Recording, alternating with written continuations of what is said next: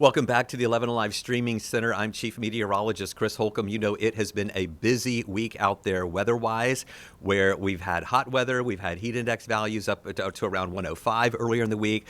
We have been tracking storms. It's much quieter out there right now, but with this quiet weather that we have right now, it has given the National Weather Service an opportunity to go and survey some of the damage from those storms that we had on Tuesday night. And the National Weather Service is confirming that we did have an EF0 tornado up in Pickens County Tuesday night. That's north of Jasper. Joining us right now is Sid King, a meteorologist with the National Weather Service. Sid, thanks so much for joining us here tonight. I want to start off asking you, number one, what did you guys specifically find in that survey today that confirmed that this was an actual tornado? Thank you, Chris. Thank you for having me today. Uh, we just got back from the survey a little bit earlier today, and while we were out surveying, we were specifically looking for damage indicators, whether it would be damage to structures, damage to homes and businesses. And fortunately, we didn't find anything on that end for that kind of damage, but we did see a good number of trees down that were all facing different directions. So a lot of them were faced in a way that was kind of inward and convergent on the tornado. Because a lot of times, if we saw them all laying down in the same direction, that would be more of an indicator of damaging wind gusts, straight line winds.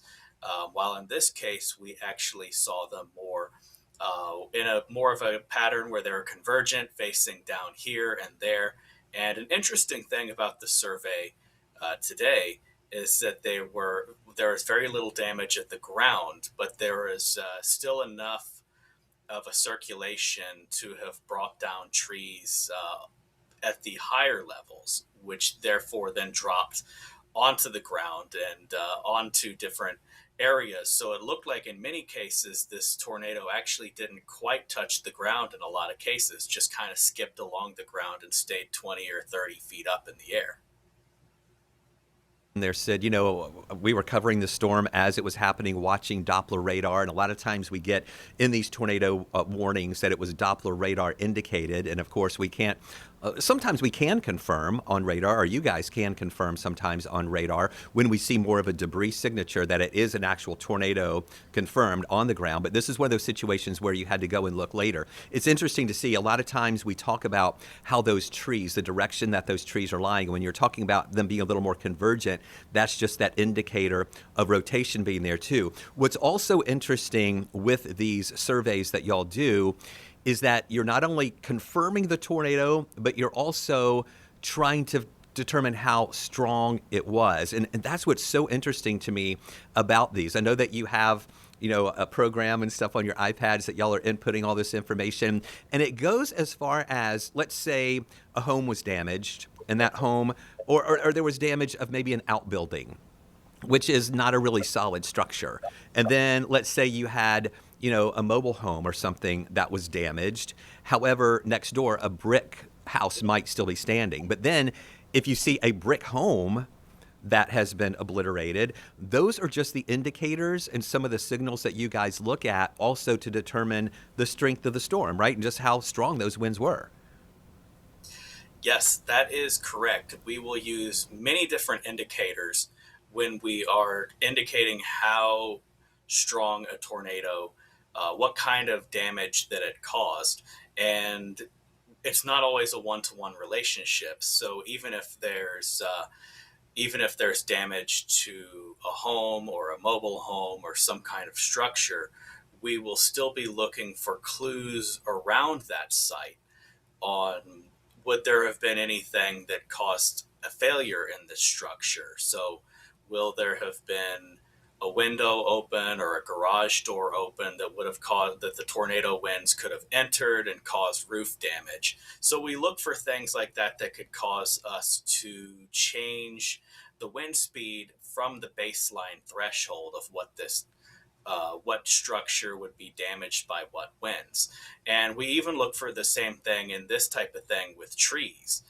whether we're looking at softwood versus hardwood trees, whether they were uprooted or snapped, and then even what kind of percentage of trees were down. And then, like, of course, like you mentioned, and I said earlier, we'll also be looking for rotation patterns. So sometimes if we see only a few trees down sporadically here and there, we may be thinking of more of an EF0, 75, 80 mile per hour winds. While if we see a large swath of wind, or a large swath of trees down, rather, um, over 80, 90% of trees all downed in one area and all facing different directions, we may be inclined to go with a higher rating just with the more widespread damage. So there's a lot of factors that will go into it. And I had mentioned to Katie, who was out surveying with me today, that sometimes these EF0 ones can be the trickiest ones because there's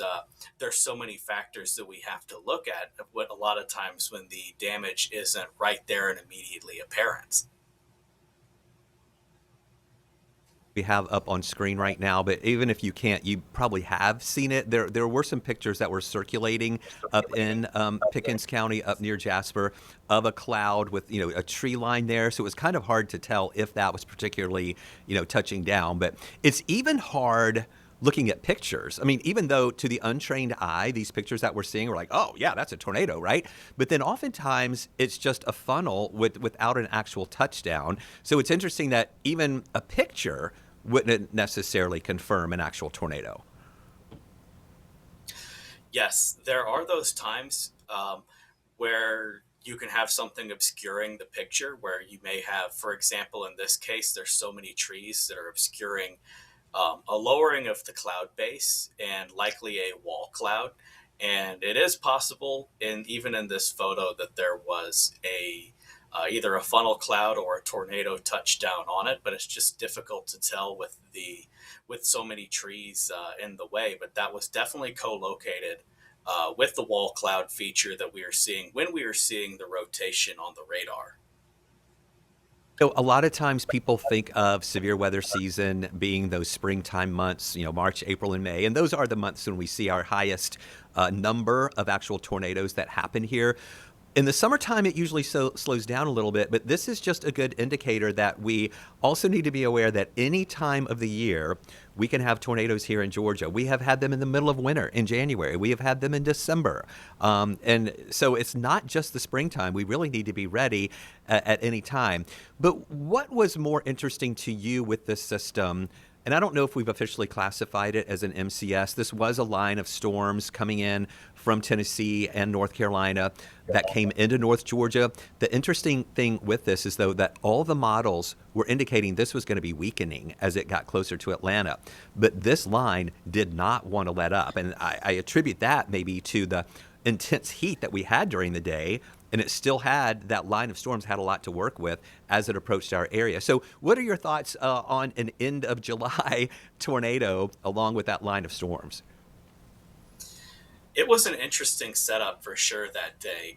It reminded me a lot, for the people that remember it, it reminded me a lot of the very active severe weather we had in a few years ago in 2023, where we had a lot of these what are called mesoscale convective systems, or MCSs, that had been moving across our area during that time. And they're very unpredictable in the way that they move. Um, Given that they tend to follow an outflow from the storm and develop along it. But one of the things that helps them propagate and persist as long as they do is a very hot and humid and unstable environment. And that was the environment we found ourselves in on Tuesday, where we had temperatures in the mid 90s. We had high humidity throughout the day.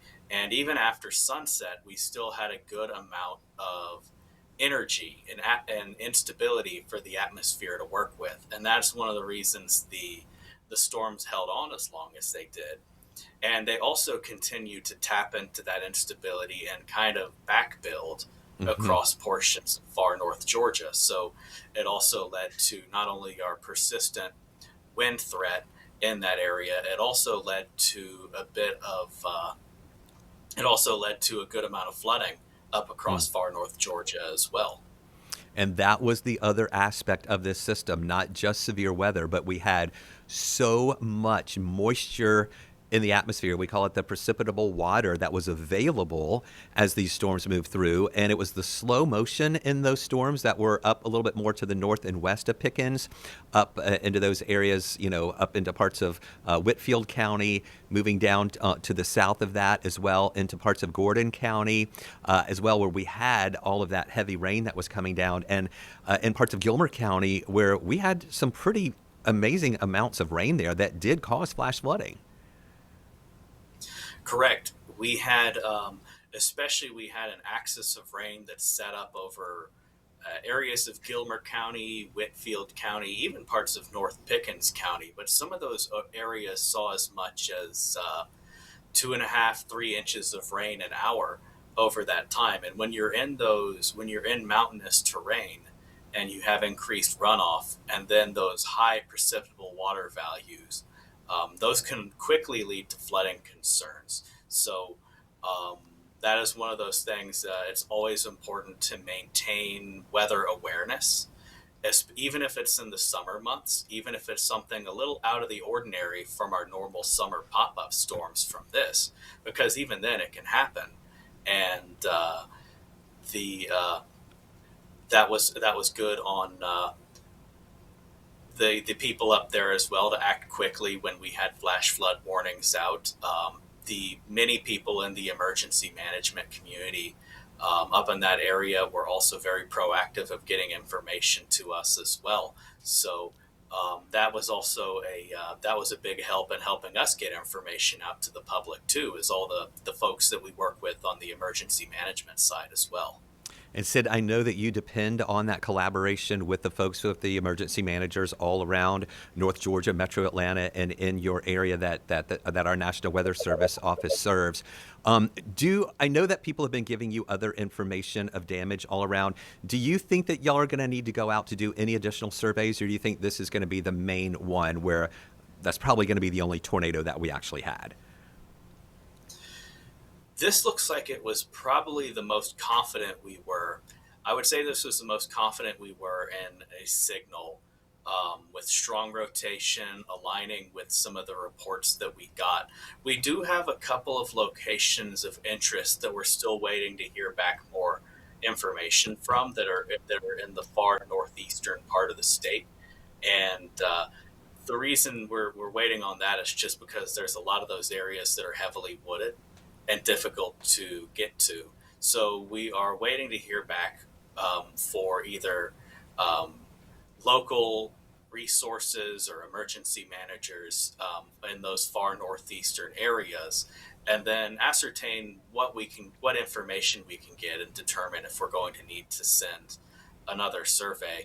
But at this time, this was the most clear indication during of this weather event of a tornado that we had. All right, Sid. Hey, I just want to say before we go, a lot of people, I'm a meteorologist on TV. The National Weather Service is staffed with some very talented and knowledgeable and smart meteorologists as well. And we all kind of collaborate together as well. I think a lot of people have thought of us as almost being like competitors, but we're not competitors at all. All of your team down there gives us great information.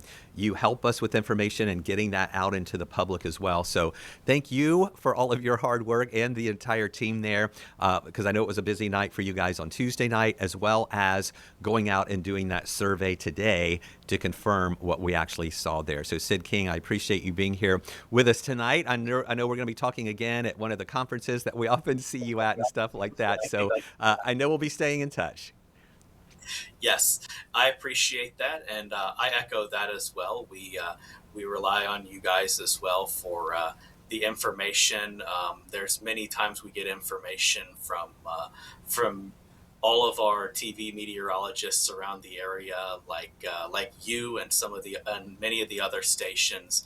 We get great real time information from you guys as well, and that really helps us with our decision making process to know what's going on out there and have the most up to date and information out there. So it is a great relationship built on trust that we have with you and our local media partners. So looking forward to continuing that and seeing you around. All right, Sid, let's hope. I know we've got a quiet day tomorrow. Let's just hope these showers and storms Yes. this weekend don't get out of control so we can maybe enjoy our weekend a little bit too. So, Sid King from the National Weather Service, thanks so much for joining us. Stay with us. We're going to have much more to come on the 11 Alive stream right after the break. Thank you.